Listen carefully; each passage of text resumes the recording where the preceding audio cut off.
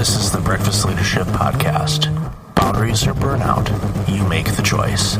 Here's your host, Michael Levitt.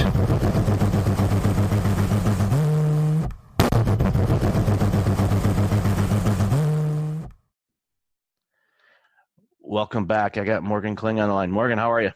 I'm doing well. How are you doing? I am awesome. You are the creator and chief executive officer of Clout HQ.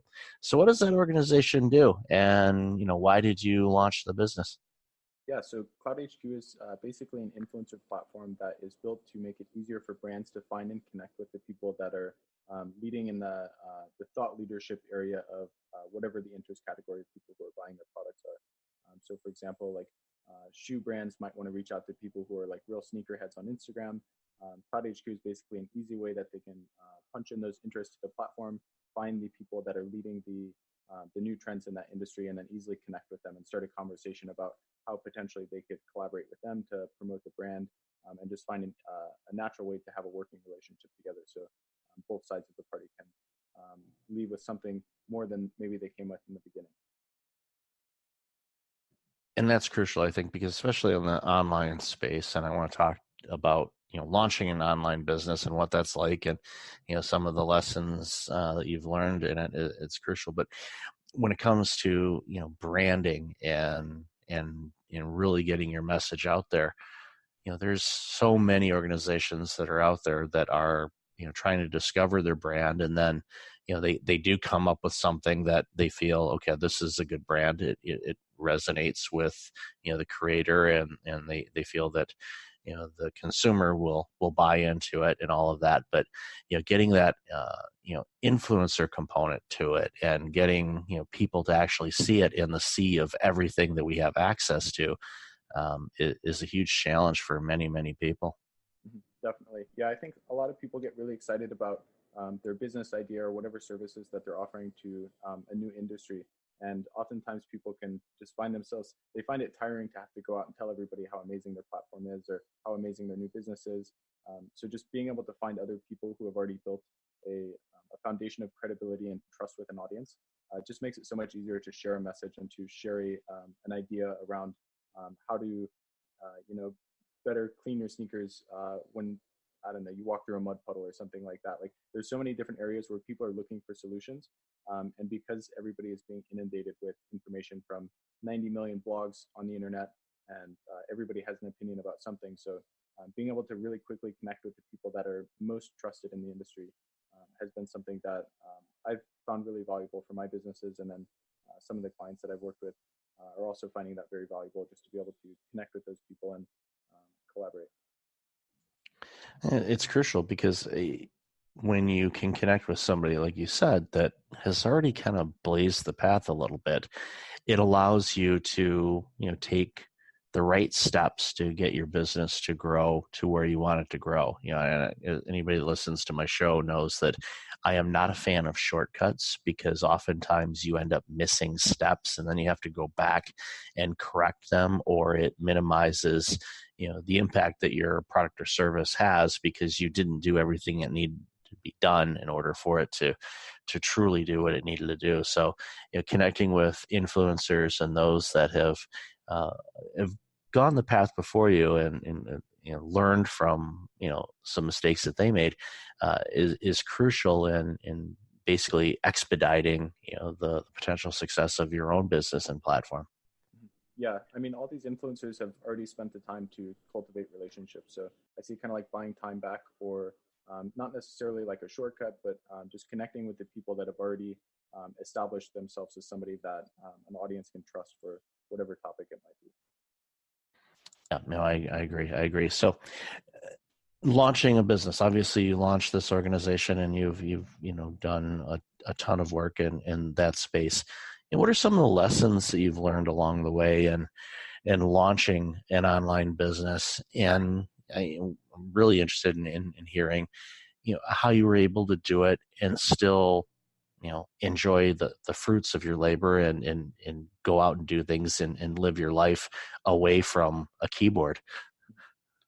Definitely. Yeah. So when I first started, I did not know the ability that would be brought to me if I was able to automate certain processes or to streamline certain things using either softwares or other people's services or outsourcing to freelancers.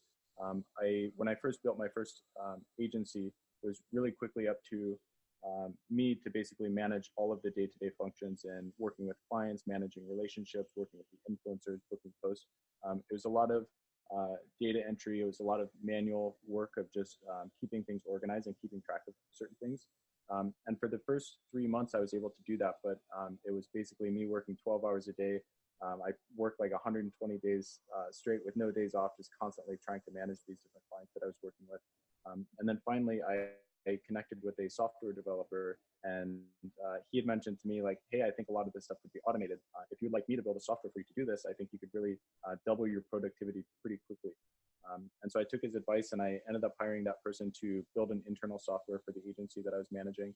And that was the single most effective thing that I found so far to increase my productivity and allow me to kind of step back rather than working on the nuts and bolts of the business and trying to do everything on a day-to-day basis. I was able to kind of step back and see the entire vision, which for me has been probably the most important thing that I found, is so that I can kind of steer the ship in the right direction rather than just doing the daily repetitive tasks.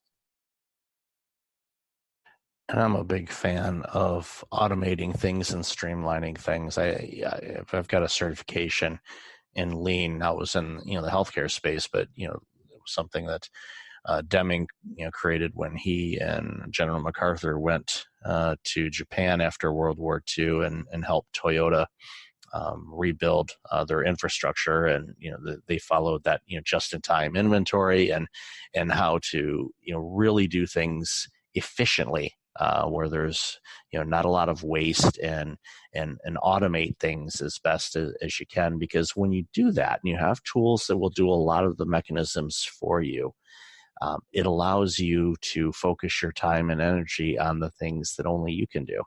So as a business owner, you are creating something, whether it's a product or a service, and you're the visionary behind it. You're the one that is creating this product or service to create an impact on society.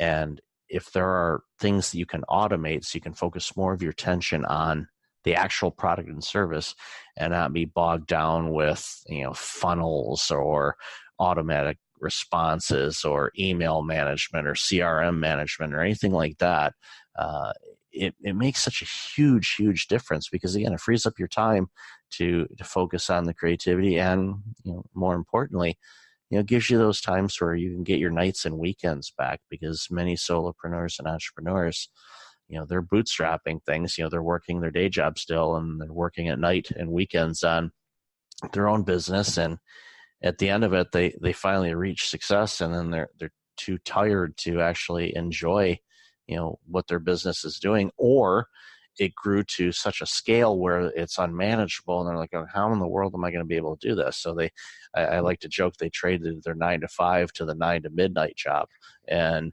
I say that tongue in cheek, because I know for a lot of people that's exactly what they ended up doing, and they're going, whoa, wait a minute, this is not what I had in mind. And by automating some things, they could have alleviated a lot of those pain points. Yeah, that's absolutely right. I always tell people that you're only one automation away from doubling your productivity. And I think in a day and age where the majority of businesses are being created online, it's so important that if at minimum, it doesn't mean you have to go out and learn how to create a software by yourself, or it doesn't mean you need to go out and learn how to develop something completely on your own. Just oftentimes being able to quickly learn the lingo of how developers like to talk, or how to quickly scope out a software, whether it's a good fit for exactly what you're looking for. I think that's such an important skill set to have, is just quickly being able to see if something's a good opportunity for you or not. And then when you do realize, just jumping onto this quickly as possible. And then also on the back end, because there are a lot of softwares that promise one thing, and then the thing you get when you sign up for it and you pay the annual fee is completely different than what you thought in the first place. Also quickly being able to see that maybe this isn't what I thought it was, and maybe I should go in a different direction. It's just such an important skill, because the automations that do work, they work really well. And if you can put together a group of those softwares and automations to just streamline daily activities, like it really takes a lot of the work off, so you can work on more of like the CEO type roles rather than the like the day-to-day operations.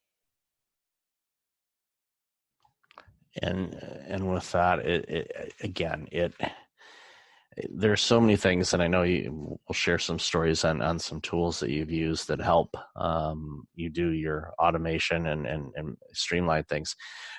But when I launched my organization, there were so many things that I was doing manually, from email management to CRM to follow-ups to um, responses to scheduling of podcast interviews. All of these things were I was doing myself.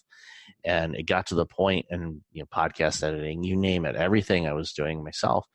And I was realizing, okay, figure out how much I would charge a client, per hour of work.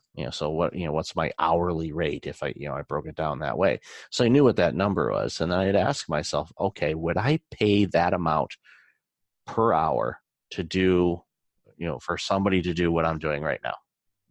And, of course, the answer was no.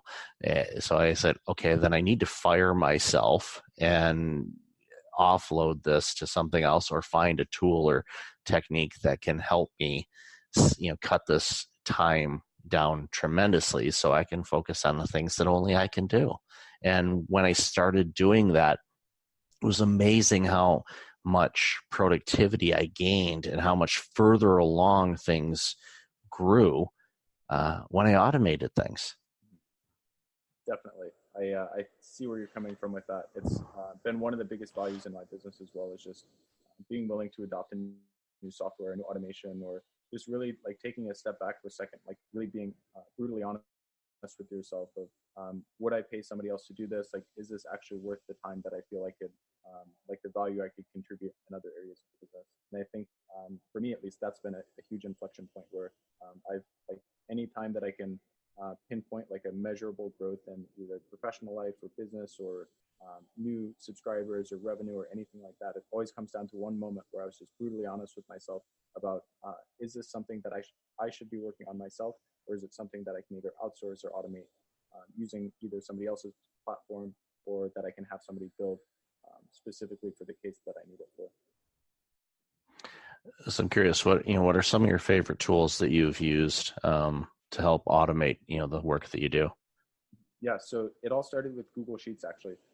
When I was managing a lot of data entry stuff, starting to play around with different formulas that Google Sheets has and how it can integrate with different websites. If you're trying to pull the same exact data every day from one website, figuring out how to create a formula in there that could pull in all that data automatically and then manipulate it to get to the point where you actually have a measurable KPI that means something to you. That was the first thing that I started playing around with, is just looking into there and seeing what the full capabilities were. After that, it really came down to just searching the internet and asking friends like what they were using for different repetitive tasks that they had, like scheduling meetings. Like I love using Calendly for that. Just sending a link to somebody like, hey, I know we're on completely different sides of the planet, but here's a link to my calendar, and it takes into account the time difference, so we don't have to exchange 5 emails back and forth to figure it out. Other softwares that I love to use is or autoresponders for my emails. So if somebody reaches out to me and like they have a question that comes in pretty often, being able to put that in the right place so I can prioritize it throughout my week. So rather than having to respond to everybody on the same time every week or every morning when I wake up and check my emails, being able to categorize those and put those in specific buckets so that I know on Thursday if I'm going to be replying to people who have questions about a certain topic, then I can knock all of those out at the same time. And then really just bunching all of those tasks together so I can knock things out one after another, so I can get into a really good rhythm and be more efficient that way. But when it comes to like softwares that I've really enjoyed using in the past and I still use today, Calendly is probably the one I use most frequently, using Trello so that I can communicate with the team and just keep everybody up to date on where things are at in my mind. That's been a really big help so that I don't have to have a continuous like stand-up meeting with my team. Just being able to outline the thoughts, and there's really no limit to how much you can type in there, and you can really articulate a really large vision for the future, or a really large thought when it comes to a certain topic. So mostly just using things that are collaborative. Trello is a good one. Slack, I love using Slack. Calendly, Active Campaign has been a good one for me, just reaching out to people who have subscribed to my newsletter or something like that. So yeah, those would probably be the ones that I frequent the most. Yeah, those are all great tools, and I've used many of them. And yeah, Calendly is definitely one, and the Google Sheets and even Google Forms on things helps really narrow down some of the things and get you the information you need, whether it's a survey or even tying it into an email management system. Because I know a lot of organizations, especially if they're just starting off, this, when you launch a business, there's a lot of investment up front with the tools to automate some things, and there are some that are uh, top notch, and they cost quite a bit of money, and there are some that are quite affordable that do great things, again, to get you back your time and your effort. I've found that the Google platform, for sure, when it comes to forms or things like that, can flush things out, and then you tie it into a decent CRM system. I know a lot of people use HubSpot, and a good chunk of that stuff is free. And of course, they've got other bells and whistles as well. But again, it's one of those things where you figure out what system works best for you. And I love how you went about it. You asked people. And one thing that I've discovered over the last few years, since launching my business, is how helpful and willing people are to share what works for them. And you can put it in a forum, or on Twitter, or social media, or amongst colleagues, and you say, okay, I'm struggling with this, or who is everybody using for this? And you'll get 15, 20 different products. And yes, that can be overwhelming, but it's thankful for me. I'm thankful that they all exist, because certain products work better for other people than they do for for myself. And there's some things that I love that I know a lot of people like, no, I can't stand using that product because it doesn't do this or this for me. But it's again, it's figuring out what works for you, and by implementing those things, again, you free up your time to be able to do other things, such as client work, or go on vacation, or who knows, the sky's the limit when it comes to using these tools and techniques. Yeah, exactly. And I mean, with all of these new internet businesses popping up, like we're seeing a complete influx of different types of business models in different spaces. Like everybody has their idea of what the best innovation is going to be for, XYZ industry. And one of the things that I have really appreciated that the internet has made available to pretty much anybody at this point is communities popping up online, like Facebook groups, LinkedIn groups. Just being able to join these communities where everybody consistently talks about a common topic, and then asking questions of those people, like, hey, what would you guys recommend for me to solve these three problems? And then oftentimes people will just expand. Like I've seen comments on posts where somebody will ask a question that's 3 sentences long, and you'll see paragraphs of people writing back in of like, hey, I was in the exact same position that you were in, and here's what I did to solve it. Like, I mean, some of these paragraphs must take like an hour to actually write the whole thing, but people are so willing to share information about what's worked for them. Like, people are very generous, and oftentimes they're excited because they feel like they've discovered something that's like a pot of gold that anybody else can use to really streamline their business as well. And I think, yeah, that, and in addition to just becoming like a Google power user, and knowing how to really search the internet for things really quickly, those two things combined, I think, has opened up a free range for people to really quickly find resources and just implement the things that are going to be most helpful for them. Something as simple as keyboard shortcuts on your smartphone. That's something that I started using, and first with my with my partner, and then with my kids as well. There's certain things where I frequently will ask them a question, or I'll frequently make a comment or something like that. And if you create that shortcut, it's 2 or 3 keystrokes instead of writing an entire sentence. But I agree. In those forums, you ask a question and you get paragraphs and paragraphs of guidance and help. It's almost like it's a built-in mastermind on a specific topic, and there's no shortage of information. It's just figuring out, okay, what are you struggling with? And even if you don't know what you're struggling with, but you're struggling with something, just go out there and and be bold and ask the question. Because one of the things I've noticed, especially in the surgence of online businesses and people launching their own businesses and the gig economy and all these other things that are percolating and creativity is flowing like never before, is everyone wants everyone to succeed. Yeah, is there competition in the world? Of course. But one of the things that I've enjoyed about being in this space is everyone wants everyone to succeed, and everyone realizes that everybody says, back in the day, they'd say, I want to make sure I get my slice of the pie. Well, the pie is so huge that everyone can get the biggest pie that they could ever want, and there's still plenty of pie to go around. That's what's so wild about this is, there's 7.5 billion people on the planet. You're not going to be able to serve them all. So, find your niche, find who your tribe is, and figure out the best way possible to serve them. And if you serve them really, really well, everything will take care of itself, and you will thrive as a business owner, and you'll be able to create some great things that's going to impact society both now and in the future. Yeah, that's exactly right.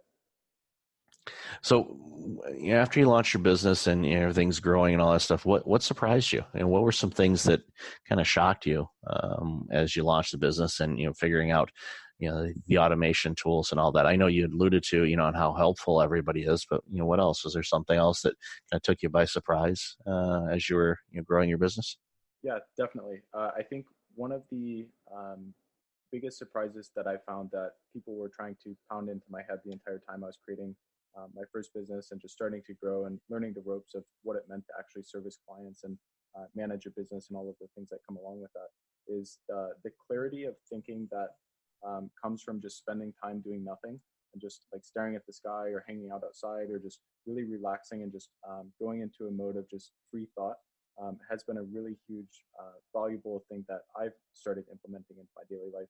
And I mean, there's not a day that goes by that I don't spend at least half an hour just kind of sitting around doing nothing, staring at the wall, thinking to myself, um, going over conversations that I may have had in the past that I may have missed something that they had said, or just really going back and thinking about my progress so far and kind of what that means where I'm currently sitting at and what that means for the future. Just free thought to think and expand on your ideas and to really explore where your mind can take you. I think a lot of people forget that the most important resource that you have is your brain. And if you don't give it time to really go through the process of thinking about things and being creative, you're really limiting yourself on what types of ideas you'll be able to come out with in the future. And just like having epiphanies about how you could just slightly tweak one component of your business and it would unlock a completely new market of customers or really anything. There's so many different possibilities that usually people are just one step away. And I see that, and definitely in myself, I used to do it very often as I thought if I work 12 hours a day, 7 days a week, then I must be as productive as I could possibly be. Whereas oftentimes, if I would just take like 2 days to kind of relax and take it easy and really think and reflect about what I'm doing and where I'm spending my time, oftentimes like an idea will come to mind where if I just make this one change, I could circumvent the next 3 weeks worth of work and be that much further ahead. And then it becomes like it's like a game where you can start buying time by coming up with creative ideas and creative ways to get around, not necessarily the shortcuts of the business, but finding ways to get around what you would have to do, what you're inevitably going to have to do, and finding better ways to do that that don't necessarily rely on you exerting your energy to think about or to sit at your computer at 2 o'clock in the morning to type out something or just really spending time and reflecting and letting your brain work for you so that you can just take full advantage of the most valuable resource that everybody's given.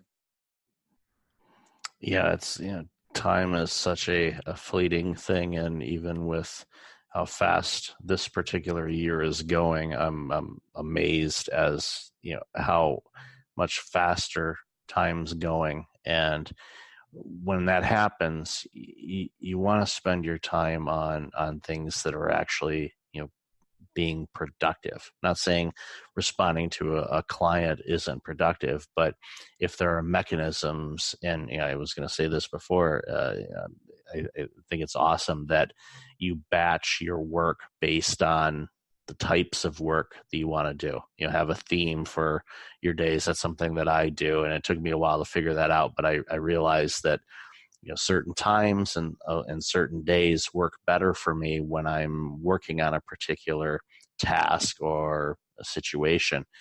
So that way I know in my head, it's like, okay, Tuesdays for me tend to be follow-up days, because sometimes Mondays everybody's coming back from the weekend and they're not necessarily fully engaged, or they're still kind of easing back into things. So I tend to find that I have more success doing follow-up calls and meetings and things like that on Tuesdays, and Thursdays tend to be my day where I record podcast episodes. And then Mondays and Fridays, I try to keep as open as possible for any type of opportunities, last minute things, because sometimes things come up and you go, okay, well let's do that. So that way, that I've got some slack to be able to do some things in those days. And if I don't have anything on there, then all of a sudden I've got creativity time, and I go, okay, what can I do to improve things? And I think that's one of the things that resonates with the work that you're doing, is you seem to constantly be looking for, okay, what else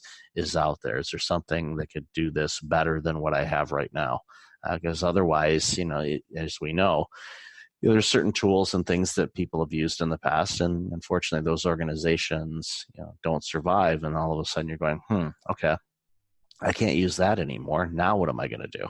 And that's always something you have to be on the lookout for, especially in this space. Definitely. And I think one of the main things that stops people from actually pursuing um, following different procedures or implementing different systems in their business is like they're not quite sure how to formulate the idea to somebody that can actually then go out and build it. And I guess what I would say to people that are struggling with just exploring new opportunities or new resources that they could use is the single best natural resource that's at everybody's disposal for just being better at what you do on a weekly basis, on a monthly basis, quarterly basis, whatever it might be, is just finding opportunities to build a habit around something. And like you said, checking your emails on the same day each week, or doing this same process every day, one day a month or something like that. Like once you can start building a routine around things, like it just becomes easy because you don't have to think about it. Your brain just does it for you. And then before you know it, you're halfway through that project that you dread doing every week, and like it's already halfway done. And as soon as you can start building a routine around something, things just get easier. And I see that as like the natural automation that humans in general have been given, is being able to just use your brain and find out where the levers that control the effort to do things comes from, and finding ways to not procrastinate on things by leveraging the I don't know, like the mind tricks that have been afforded to everybody. And with that, it's amazing. You almost train your brain in a way, especially when you start getting into the habit of looking for ways to do what you do better. That you're putting that out there, and you're thinking about, and you're looking for it. And I use the analogy, and I actually did this the other day in a blog post where I was looking at different vehicles and whatnot, and you're like, okay, this is a vehicle I'd like. I don't see too many of them around, and next thing you know, that's all I'm seeing on the road is that particular vehicle. Like I've seen like 2 in 6 months, and now I've seen like 10 in the last 3 days.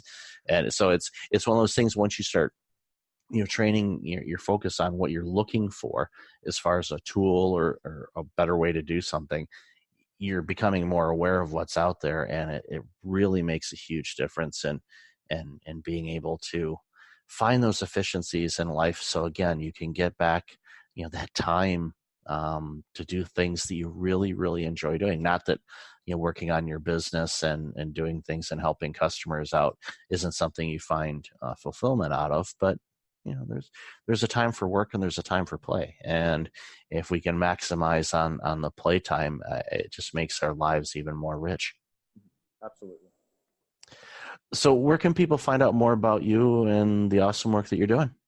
Yeah, so my platform's website is clouthq.com. And then I have a consulting agency that is at marketboost.biz. And those are basically my two companies that I'm focused on right now. Cloud HQ is the platform for finding the influencers, and then consulting, just generally finding opportunities that brands can work with influencers in an effective way for them and promote the overall vision that they have for their business. Those are the two main areas that I'm focused on right now. And I'll definitely have those information or those links in the show notes. And that's some awesome work that you're doing for people to really help them, take their businesses to a different level for sure. So Morgan, thank you so much for your time today. Appreciate you and all the awesome work you're doing. Thank you, Michael. It's great being here. Likewise. Hey, it's Michael again. Thank you for listening to the podcast. I really appreciate it. If you're like many people, you're dealing with some significant stress and possibly approaching burnout. I know how you feel. In 2009, my burnout led to a year of worst-case scenarios. I do not want that to happen to you. If you go to breakfastleadership.com, you can register for a free webinar on burnout prevention, as well as get a free checklist to have successful mornings. Start off each day the right way. Again, that's at breakfastleadership.com. Also, since you are a loyal podcast listener, I'm asking you to like, rate, and review my podcast on iTunes. I look at all the reviews and appreciate your comments, and it helps other potential listeners discover the content I have on the show. I appreciate you, and thanks again for listening.